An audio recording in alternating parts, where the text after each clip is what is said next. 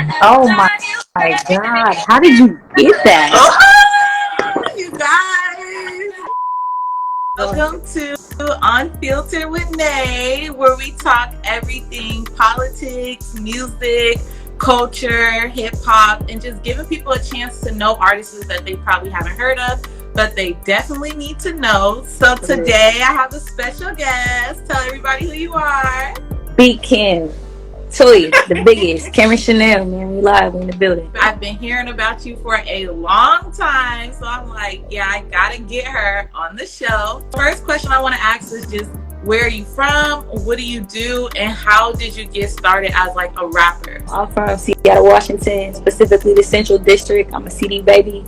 I am a rapper, a songwriter, a singer.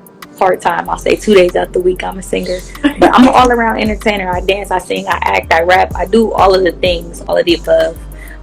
As far as rapping though, I started really rapping when I was like 7 years old. I didn't start recording professionally until I was 14. I released my first project, my first music video at 14, so that's like crazy. Yeah. So I'm like 10 plus in the game right now, I ain't gonna lie. So your rap style is like very different from like the sweeties and like the girly girl raps. Why do you come so hard like the guys?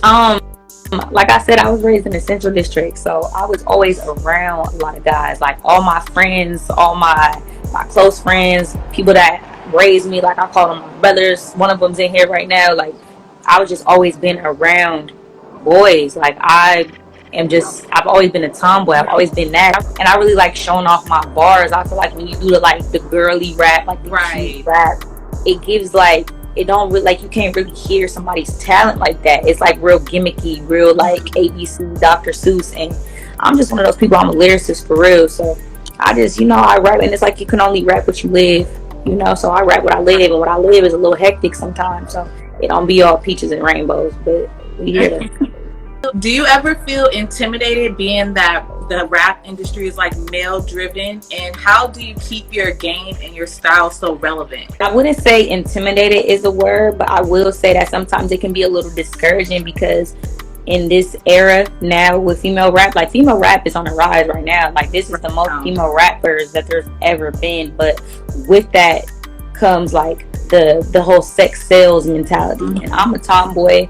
They call me a STEM. Sometimes I'm girly when I choose to be. Sometimes I look like a little boy, but it's just like the pressure of having to be so sexualized in the industry. That's kind of makes it discouraging, because I feel like people don't really pay attention to the lyricism or the talent. Unless you're like showing your ass or something. Exactly. Like they want you to talk about fucking niggas and taking tricks money, and it's just like, that's not my vibe. But as far as like my music, I feel like my music will always resonate with who it resonates with, because it's authentic. Like it's just me, who I am. So it's like, if you know me, you rock with me, you gonna rock with the music regardless. Like I literally take you on a journey of my life and my music. So it's like, if you listen close enough, you'll hear some things that I'll never say out loud. You actually just got into my next question, because I was gonna say, do you think sex sells, but would you switch it up? Like if somebody was like, girl, you gotta do this, this, and this to get in. I've actually been approached with that more times than one. Like, you so dope, but like I feel like you would sell better if you were like girly. Right. And I even just like, even with the snippet of the R&B song that I dropped the other day, like that song went so crazy as far as like views and insights and like just interaction with my fans on both my platforms, on Instagram and TikTok. And it's just like, people are so amazed, because it's like getting a different side of me that they've never seen. And I used to be real against it, like, nah, I'm never gonna conform to like what the industry says. But realistically, somebody put $10 million in my face, I gotta put on some heels, right, glasses, sign me up.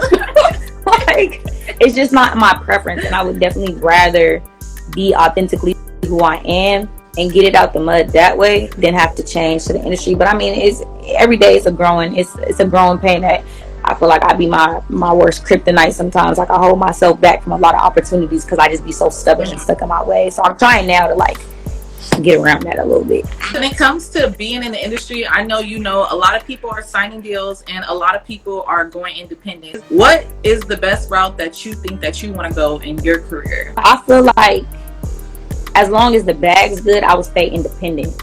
But I feel like with independent comes a lot more stress. It comes a lot more like you really got to put in that work. And I don't mind doing the work. Like I've been doing the work by myself for so long. But I think having that industry push behind you is always something that separates like the one hit wonders from the people who, you know, are in the game for a minute. Now, I will say this, if I ever do sign to a major label, I'm keeping all my masters. That's just gonna be something that I have to do. Like, and if they can't get jiggy with that, then they can't fuck with me, because I feel like that is so important as an artist, and not enough people are mindful of, if someone else owns your masters, they own your sound, they own your voice, they own everything. And I just, you know, I don't want that part. You've been in the game too long to be played for. Exactly. I done had some crazy deals thrown at me. I done had some paperwork put in my face that was just BS, you know. So I'm just a little bit more seasoned, and I don't feel like anything worth having comes in a rush. So that's why I'm still, you know, just riding the independent solo wave for now. Do you write your own raps, and how do you feel about ghostwriters? Because I know a lot of people are, you know, having issues with ghostwriters, but then again, it's like somebody gotta get paid, right?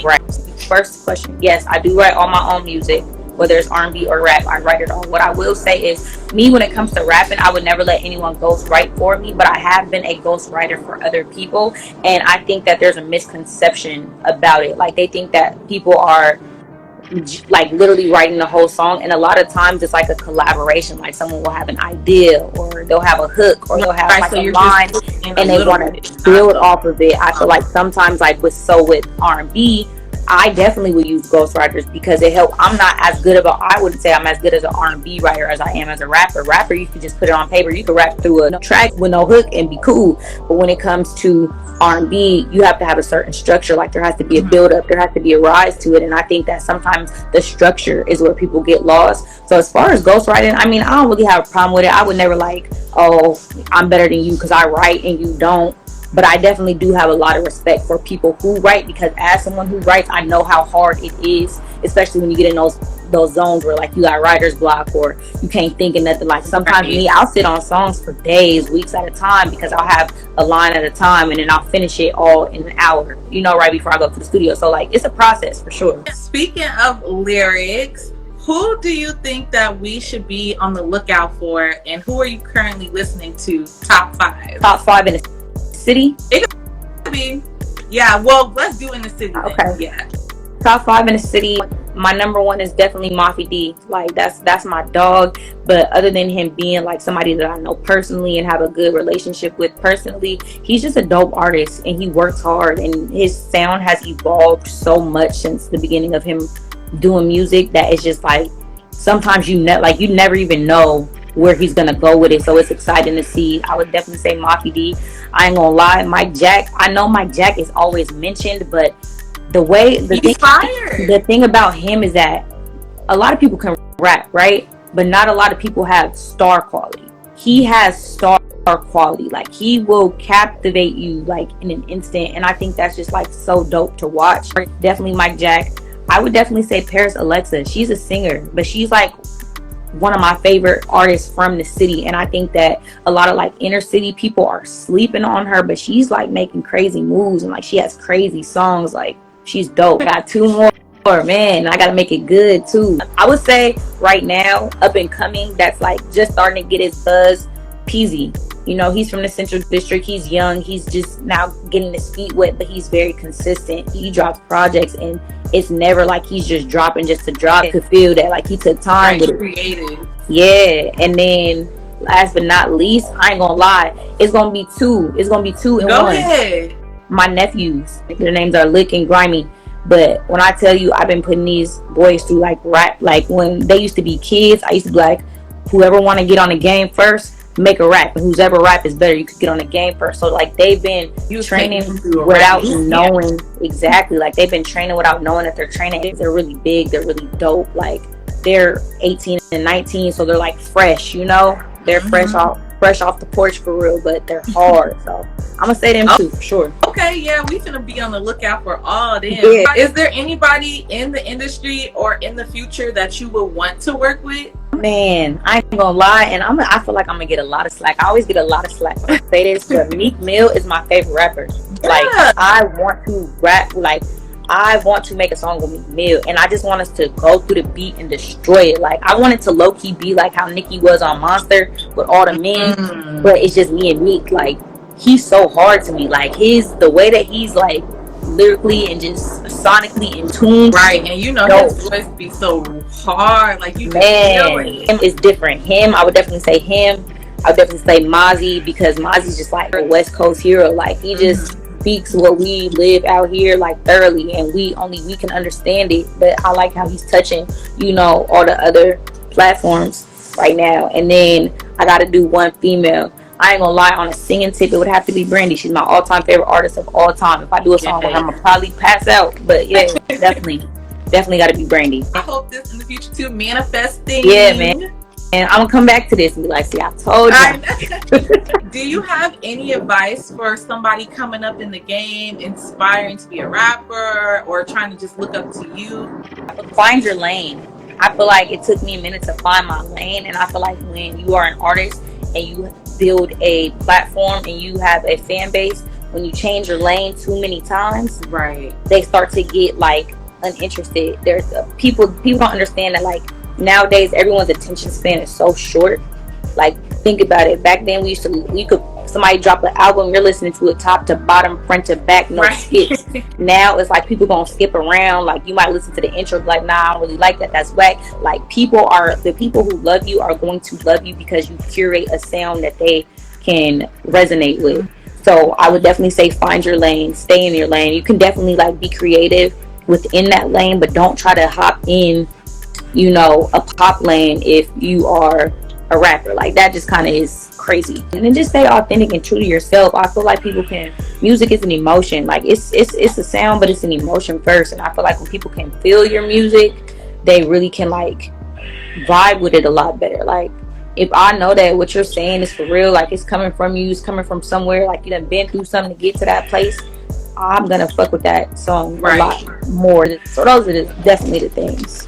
Okay, and last but not least, can you tell everybody what you have coming up in store, any future projects, songs, and where can we find you on all social media platforms? And right now, I am working on a project called You Decide. It's actually basically finished. I'm just getting it mixed and mastered. I'm about to drop that hopefully before the end of summer, tip of fall.